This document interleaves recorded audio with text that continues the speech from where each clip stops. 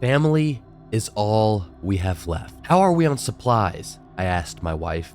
She sighed. I used the last of the eggs and flour this morning, and the beans are almost gone. We can get some herbs from the garden, but we'll need to go on a supply run soon. I finished.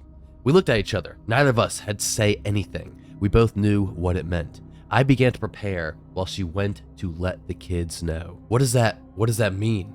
Wait, what do you mean that you both knew what that meant? You have to go let the kids know, like, you're going to Kroger? Costco? What, is it that dreaded? Is that so much of a bad thing?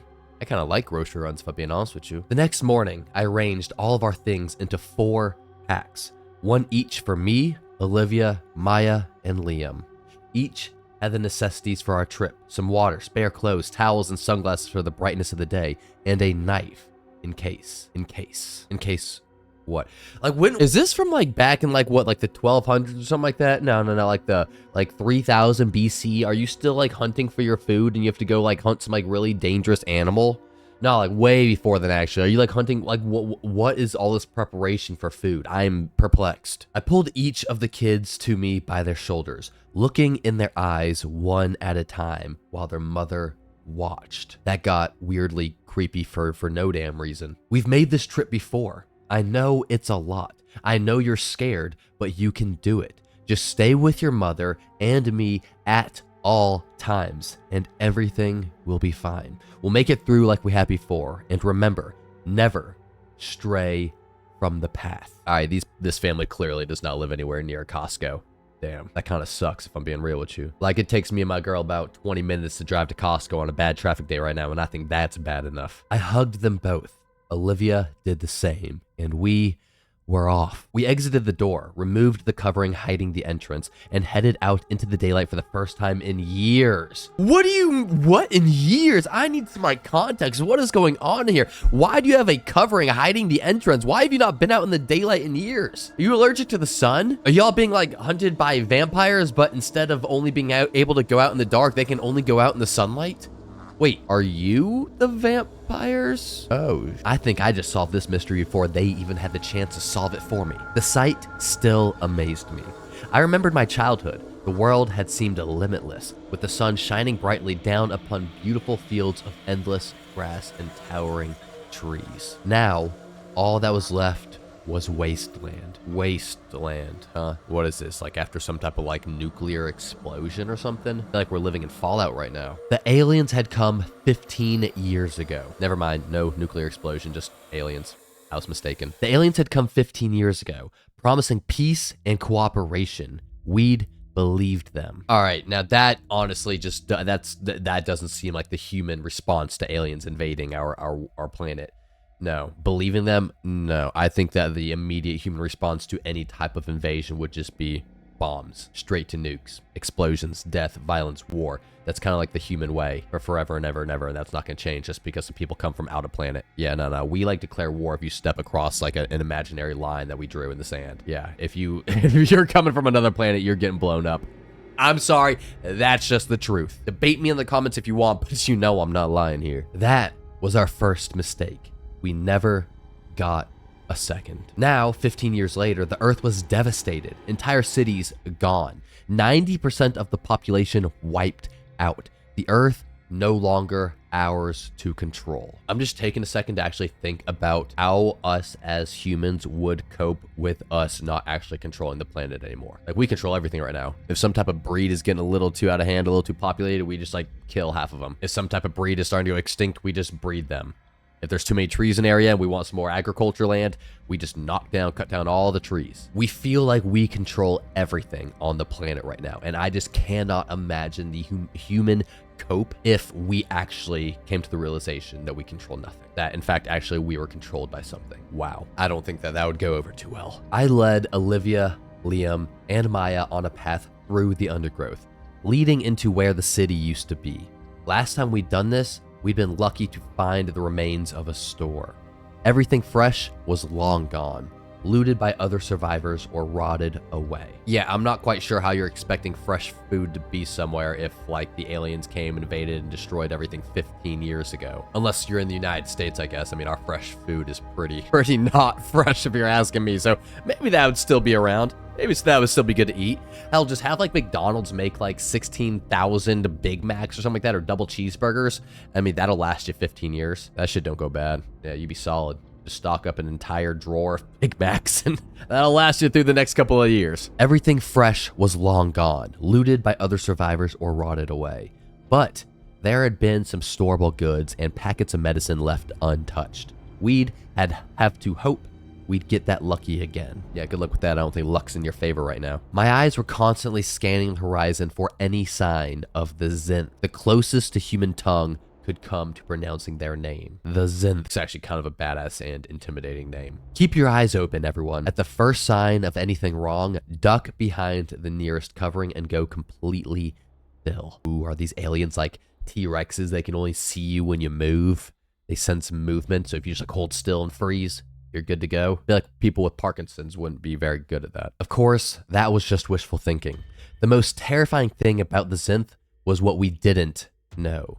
Even now, after they'd killed 90% of humanity, no one knew exactly how. There was little reliable information. The few who had seen them and lived reported only vague impressions of wrongness and terror. Nothing regarding their appearance or abilities. They were an absolute mystery. So you're telling me these aliens just appeared out of nowhere one day. No one really sees them, has ever talked to them, communicated with them or anything, but yet you guys believe that they were on your, or that they wanted peace and harmony. How does that work? And how does 90% of humanity just disappear? Do you just like wake up one day and they're not there next to you? Or like they just like disappear, like entire households, apartment complexes, cities, towns just disappear in the middle of the night? And no one knows how. It's like that Croatoan mystery that has never really been solved, but I guess with the entire world. We traversed the broken landscape, keeping silent as we moved to avoid predators, both terrestrial and otherwise. Passing a bridge, we heard a noise. Nathan? Whispered my wife worriedly. I motioned for everyone to take cover. Then I crept forward, slowly, trying not to show how terrified I was in case the children were watching. I kept listening and heard another noise, faint but unquestionable.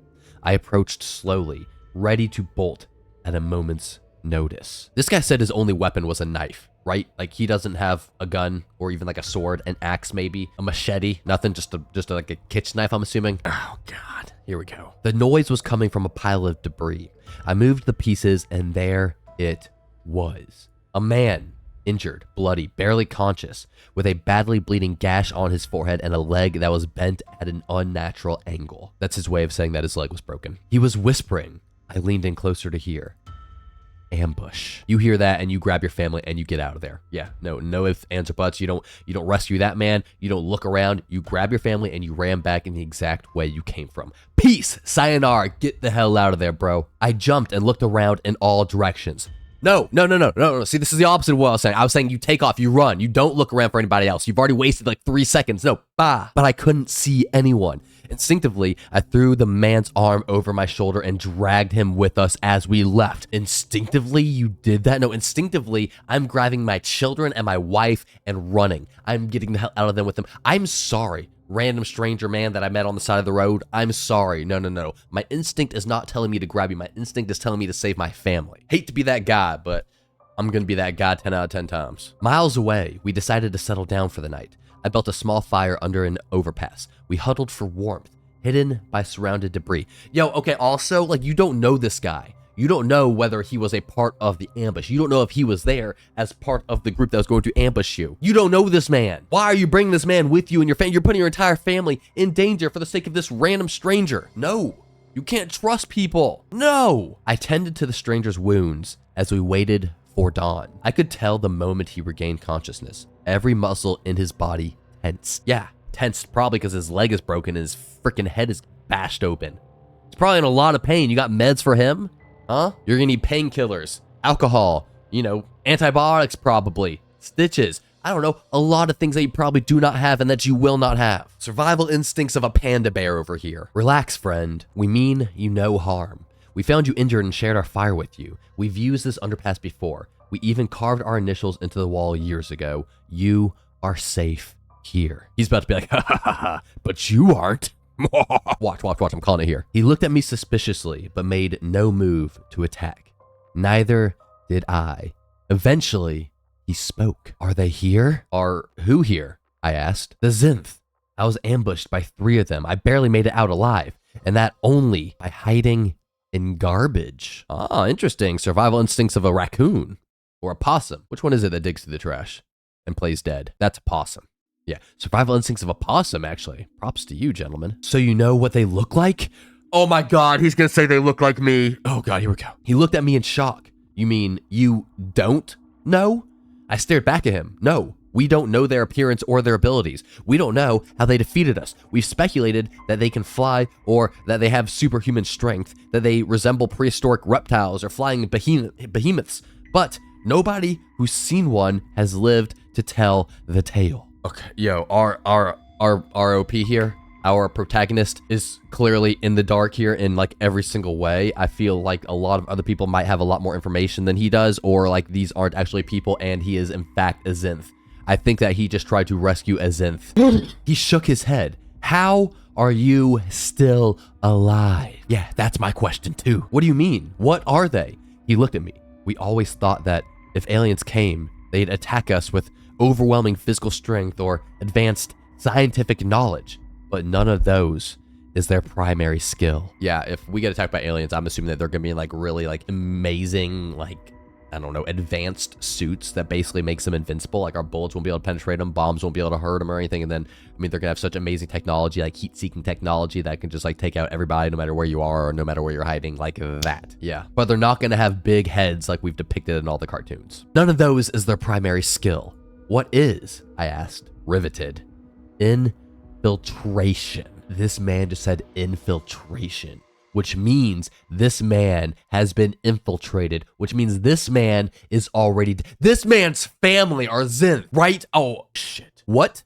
They have 2 gifts. They can take the form of any living being, and they can alter freaking memories. Okay, yeah, that's terrifying. That's terrifying. Because look, if they're just like taking the form of, say, this man's family, and then they can just like be this man's family, and then they can alter the man's memories to not remember that his family ever freaking died.